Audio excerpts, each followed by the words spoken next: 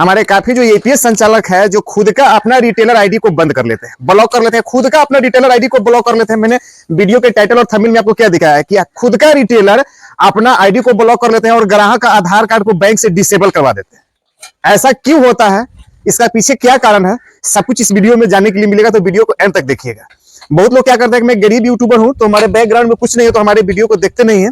लेकिन जब उनके साथ कोई प्रॉब्लम आता है तो हमारे वीडियो पे जाके कमेंट करते हैं। तो कभी भी वीडियो को देखिए तो पूरा देखिए, तब आपको समझ में आएगा कि इससे कैसे बचना है और ऐसा क्या हम नहीं करेंगे कि हमारा ना आईडी बंद होगा, ना हमारा आईडी ब्लॉक होगा और ना ग्राहक का आधार कार्ड बैंक द्वारा डिसेबल होगा। कल मैं एक वीडियो बना के अपने चैनल पे डाला हुआ था, उसमें मैंने बताया हुआ था कि स्टेट बैंक ऑफ इंडिया खाताधारक का बैंक का जो आधार कार्ड है उसको एनपीसीआई का बहुत बड़ा झटका देकर उसको हटा दिया है। तो क्यों हटा दिया है, उस वीडियो को आप लोगों ने नहीं देखा है तो आई बटन और डिस्क्रिप्शन में लिंक है, उसको आप देखिए तो सही से समझ में आ जाए क्यों आधार कार्ड को एनपीसीआई ने इजीली आपके बैंक से डिसेबल कर दिया है। लेकिन आज का जो हमारा वीडियो का टॉपिक है कि खुद का जो आपका अपना रिटेलर आईडी और खुद का ग्राहक का आधार कार्ड बैंक से डिसेबल करवाने के पीछे क्या राज है, क्यों ऐसा हो रहा है और क्यों ऐसा नहीं होना चाहिए और क्या हमारे रिटेलर भाई करते हैं जिसके कारण होता है। जब आप अपना रिटेलर आईडी किसी भी कंपनी का प्राइवेट रिटेलर आईडी चलाते हो, स्पाइस मनी हो गया, डोगमा सब, पेनियर बाय हो गया, मूवी सफर हो गया, रॉयनेट हो गया, रपी पे हो गया, पेमंक हो गया, बहुत से कंपनी मार्केट में है। मैं जितना को नाम धरूंगा तो वीडियो इतना बड़ा लंबा हो जाएगा। तो सबसे पहले जो हमारे रिटेलर भाई गलती करते हैं, इसके चलते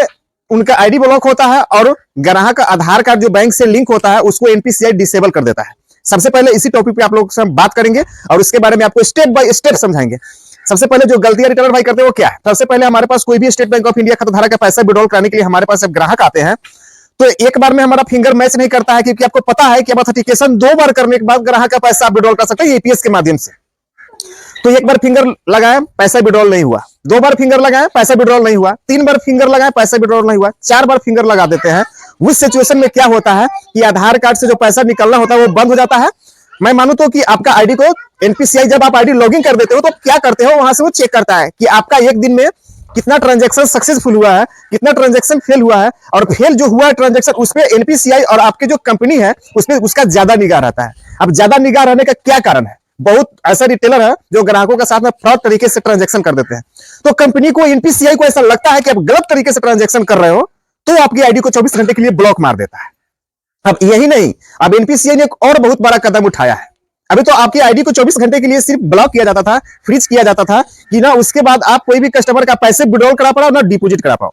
लेकिन अब एनपीसीआई ने एक और जो नियम निकाला है कि अब मान लीजिए कि आपके पास सेंट्रल बैंक ऑफ इंडिया का पैसा विड्रॉल कराने के लिए ग्राहक आते हैं, माता बहन आते हैं, जेंट्स जो भी आता है आपके पास, उसके 4 बैंक में अकाउंट है। सेंट्रल बैंक में है, स्टेट बैंक में, एयरटेल पेमेंट बैंक में है, फिनो पेमेंट बैंक में है। मान लीजिए उसका 4 बैंक में अकाउंट है और 4 बैंक में अकाउंट है लेकिन बैलेंस किसी में नहीं है। तो कभी आप स्टेट बैंक ऑफ इंडिया का उसका पैसा विड्रॉल करने की कोशिश कर रहे हो, कभी सेंट्रल बैंक ऑफ इंडिया का पैसा विड्रॉल कराने की कोशिश कर रहे हो, कभी आपने उसका एनएसडीएल पेमेंट बैंक का पैसा विड्रॉल करने की कोशिश कर रहे हो। इस सिचुएशन में क्या होता है कि एनपीसीआई को ऐसा लगता है कि भाई इसके अकाउंट में 4 गो अकाउंट है, इसका 5 अकाउंट है, लेकिन बैलेंस तो है नहीं, लेकिन आप बार बार ट्राई करते हो पैसे विड्रॉल करने के लिए, तो उसको ऐसा लगता है कि आप गलत तरीके से ट्रांजैक्शन कर रहे हो। इस सिचुएशन में दोस्तों अब क्या हो रहा है कि एनपीसीआई ने डायरेक्ट उसके आधार कार्ड को बैंक से डिसेबल कर दे रहा है। कितना ग्राहकों को मैसेज भी आया है, मैं स्क्रीनशॉट में आपको आगे बता दूंगा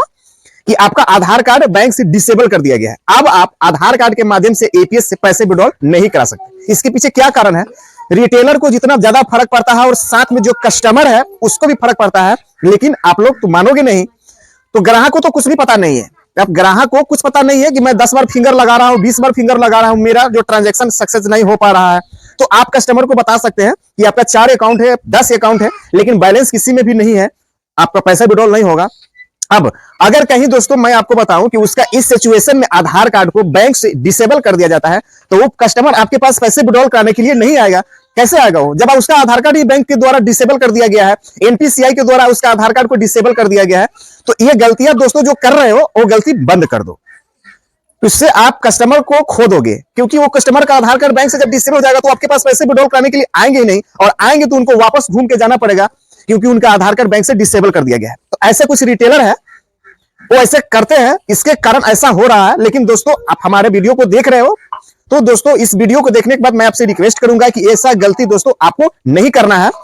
5 बैंक में उसका अकाउंट हो या 50 बैंक में इसका अकाउंट हो, एक बार पैसे आपने विड्रॉल किया या बैलेंस चेक किया। कुछ ऐसे रिटेलर हैं जिनका मान लीजिए कोई कस्टमर आपके पास 3 बैंक का उसका अकाउंट है, उसके पैसे विड्रॉल करने के लिए आपके पास आया है, तो बार बार उसके फिंगर मैच नहीं कर रहा है,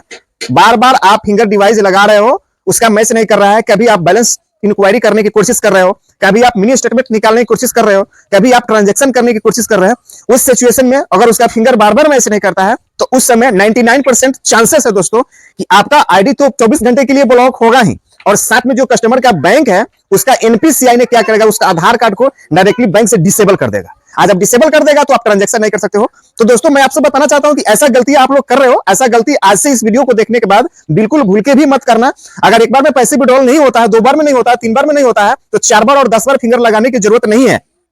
आपके पास आपका शॉप है, आपका दुकान है, आपका साइबर सोल्यूशन दुकान है, तो आपके पास 10 कस्टमर आएंगे, 50 कस्टमर पैसे विड्रॉल कराने के लिए आएंगे, उसका नहीं निकालकर दूसरे कस्टमर का पैसा निकालो। और जिनका 4-4 बैंक में अकाउंट है, उनका बार बार फिंगर मैच नहीं कर रहा है, तो पैसे आप चेक कर रहे हो, मिस्टेक में जनरेट कर रहे हो, ऐसा गलती मत करना, नहीं तो उससे आपको फर्क पड़ेगा, बहुत ज्यादा आपका बिजनेस डाउन हो जाएगा। और दोस्तों मैं आपको बता दूं कि आपका जब दुकान है तो आपके पास 50 कस्टमर आएंगे, जिसका पैसा विड्रॉल सही तरीके से हो रहा है उसका करो, जिसका नहीं हो रहा है उसको छोड़ दो, फिर आधे घंटे के बाद 1 घंटे के बाद आप उसका पैसे विड्रॉल कराओ। उससे क्या होगा दोस्तों कि ना आपका आईडी ब्लॉक होगा और ना कस्टमर का जो आधार कार्ड बैंक से डिसेबल कर दिया जा रहा है वो नहीं होगा। कल हो के आएगा वो कस्टमर तो आप ऐसे निकाल सकते हो, इसमें आपको कोई इश्यू नहीं है, लेकिन आपका आईडी तो बंद नहीं होगा ना दोस्तों, आपका कस्टमर को आधार कार्ड बैंक से डिसेबल नहीं होगा ना दोस्तों। तो इस बात का आप लोग ध्यान दें और इस वीडियो को ज्यादा से ज्यादा अपने दोस्तों के साथ दोस्तों शेयर करें, जिससे क्या होगा कि वो लोग जो ऐसे करते होंगे, बार बार फिंगर लगा के पैसे विड्रॉल कराने की कोशिश करते होंगे, तो वो नहीं करेंगे और ना ग्राहक का आधार कार्ड बैंक से डिसेबल होगा और ना आपका रिटेलर आईडी 24 घंटे के लिए ब्लॉक होगा। तो ये